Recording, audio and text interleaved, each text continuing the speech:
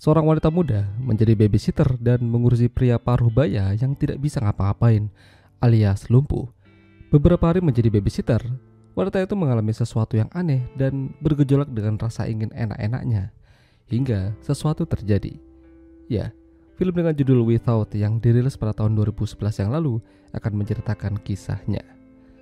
Wanita muda ini bernama Jocelyn, usianya masih 19 tahun. Dia pergi ke sebuah pulau untuk bekerja menjadi seorang babysitter di sana. Sebuah pulau terpencil yang tidak banyak bisa dilakukan. Sampai di sana, dia diantar oleh seorang pria yang bekerja menjadi tukang kayu. Namanya adalah Darren. Dari gerak-geriknya, sepertinya Darren ini naksir sama Jocelyn.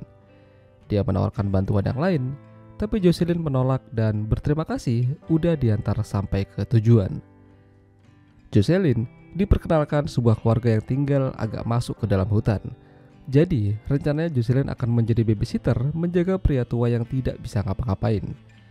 Tuan rumah itu akan pergi dalam beberapa hari karena akan berlibur. Namun sebelum itu, Jocelyn diberitahukan peraturan-peraturan yang harus ia kerjakan. Salah satunya, tidak boleh menyalakan TV keras-keras dan mencuci piring, sendok, pisau, dan peralatan dapur dengan bersih. Setelah itu, Jocelyn ditinggalkan berdua saja di sana. Ya, pria itu bernama Frank. Frank tidak bisa berbuat apa-apa, hanya duduk di atas kursi rodanya. Malam itu, Jocelyn kesusahan mencari sinyal di sekitar, namun tidak membuahkan hasil. Hingga dia terkejut melihat Frank sudah ada di hadapannya. Tapi, Jocelyn tidak ingin berpikir yang macam-macam. Hari-hari Jocelyn lalui dengan menjaga dan merawat Frank, mulai dari makan, mandi, dan minum obat. Sesekali Jocelyn menyetelkan TV padanya. Selain itu, Jocelyn juga menjaga tubuhnya agar tetap fit dengan berolahraga ringan di rumah. Sesekali ia pergi ke kota untuk membeli obat dan jajan. Ketika bosan, Jocelyn sesekali melihat foto-foto kenangannya bersama salah satu temannya di HP. Sungguh itu adalah masa-masa yang tak terlupakan. Namun, karena saking gabutnya, akhirnya Jocelyn pergi ke gudang dan menemukan sebuah komputer jadul di sana. Dia merakit komputer tersebut dan berusaha menyambungkan internet, tapi masih belum terhubung. Makin lama, keadaan makin membuat Jocelyn kesal. Kala itu dia melihat Frank terjatuh dari kursi rodanya dan terlihat sedikit mengompol. Sialnya lagi, Jocelyn tidak sengaja memegang bekas ompolannya. Mulai dari situ Jocelyn makin bete dan gabut. Yang biasanya dia menggunakan pakaian yang tertutup, kini ia mulai terlihat terbuka. Dia mencoba menyanyi sembari memainkan alat musik, namun tidak bisa menutupi rasa gabutnya. Hari-hari kerjaannya hanya mengurusi Frank dan sesekali jajan di luar. Bahkan dia sampai berteman dengan karyawan drive-thru makanan di sana. Lalu, dia juga bertemu dengan Darren. Darren mencoba mengobrol dengannya, namun dia terlihat buru-buru. Jadinya, Jocelyn meminta nomor HP-nya Darren kalau dia butuh bantuan. Sampai di rumah, Jocelyn baring di dekat Frank sambil melihat-lihat album Frank zaman dulu. Tidak ada internet, susah sinyal, dan gak ada teman ngobrol. Akhirnya Jocelyn malam itu olahraga tangan sendiri. Tahu aja kan maksudnya.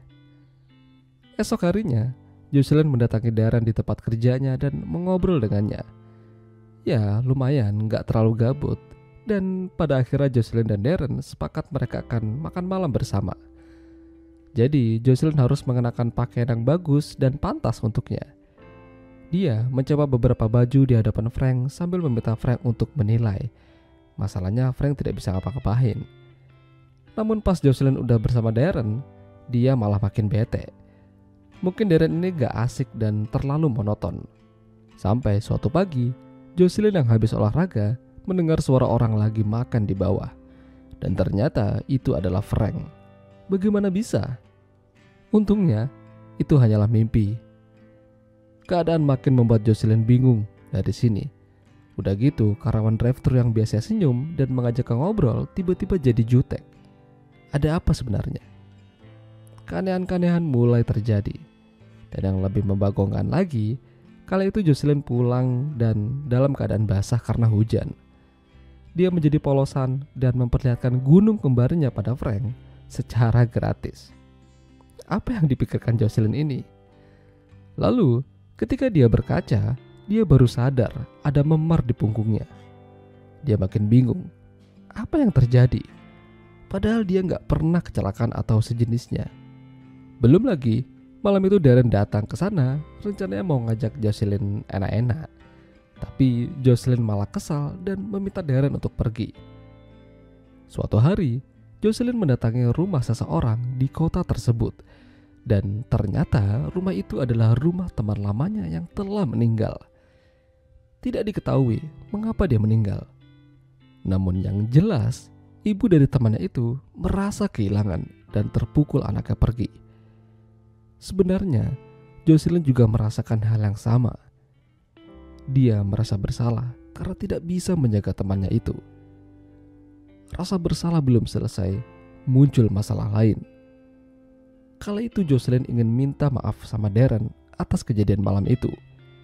Namun yang terjadi, Jocelyn malah dilabrak sama petugas drive-thru yang ternyata adalah kekasihnya Darren. Dia marah karena Jocelyn berusaha mendekati Darren. Padahal bukan begitu ceritanya. Semenjak itu, Jocelyn makin kesal dengan kehidupannya sekarang. Dia mengemasi komputer dan mengembalikan ke gudang. Membuang barang-barang yang tidak terpakai juga. Terlebih lagi, kesal dengan Frank. Lalu, Jocelyn berusaha tidur. Namun dia merasa ada seseorang yang mendekatinya. Dia merasa ada yang memprot-prot dirinya. Dia yakin kalau itu adalah perbuatannya Frank.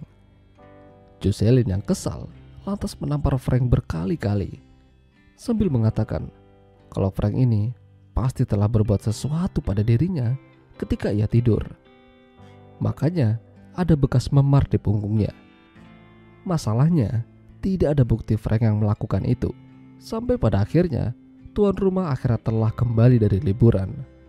Namun mereka menemukan ketidaksesuaian selama meninggalkan rumah.